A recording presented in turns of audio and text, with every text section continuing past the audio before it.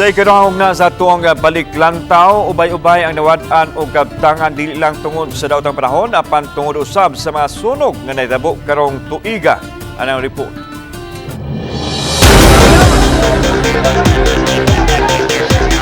Nilanat sa napo ka oras ang pagpakikumbate sa kabumbiruhan sa sunog nga miulbo sa pampublikong merkado sa dakbayan sa Danao niadtong Hunyo 2. Ang sunog nga giisa sa general alarm gitabangan sa pagpawong sa nagkalain-laing bumbero sa mga silingang syudad ug lungsod. Ang sunog nakaapekto sa dulan 800 ka mga stall owners nga gikatag sa 16 ka mga seksyon sa merkado. Laing sunog ang miulbo sa barangay Punta Princesa niadtong Hunyo 11. Usa patay samtang 655 ka mga panimay ang naugdaw sa dakong sunog.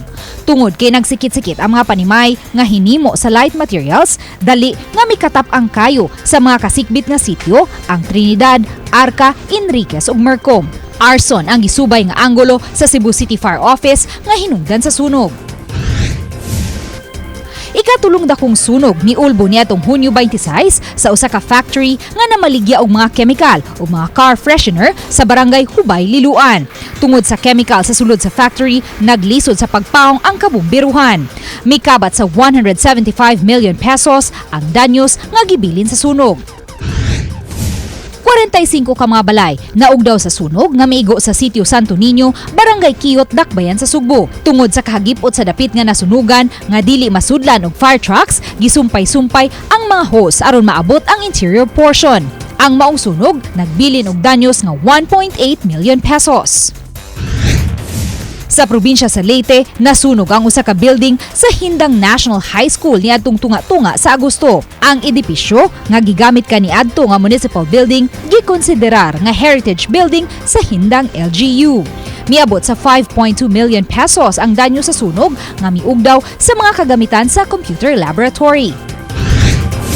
Sa katapusang adlaw sa Oktubre, miulbo ang dakong sunog sa sitio Mananga, barangay Tabunok, Dakbayan sa Talisay. Tungod kay bispiras kadto sa adlaw sa mga santos, kasagaran sa mga residente, wala sa ilang mga panimay, dihang nahitabo ang sunog.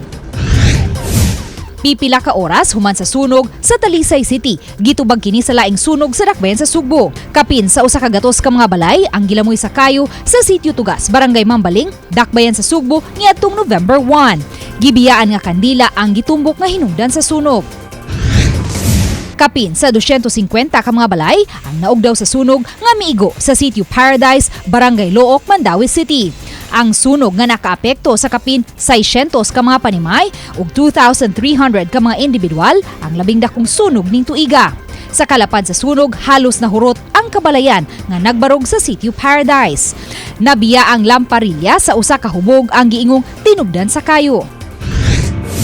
Og niadto lang December 4, apektado ang 150 ka mga kabalayan sa sitio Wangyu, barangay Mambaling, Dakbayan sa Sugbo. Sa inisyal nga pakisusi sa Bureau of Fire, nasayran nga usa ka e-trike nga gikargahan og kuryente nga nabiyaan ang giingong mibuto nga moy nakaingon sa sunog. Uban ni Rod Prado ug Clans Gabutin, Luan Marondina, Balitang Bisda.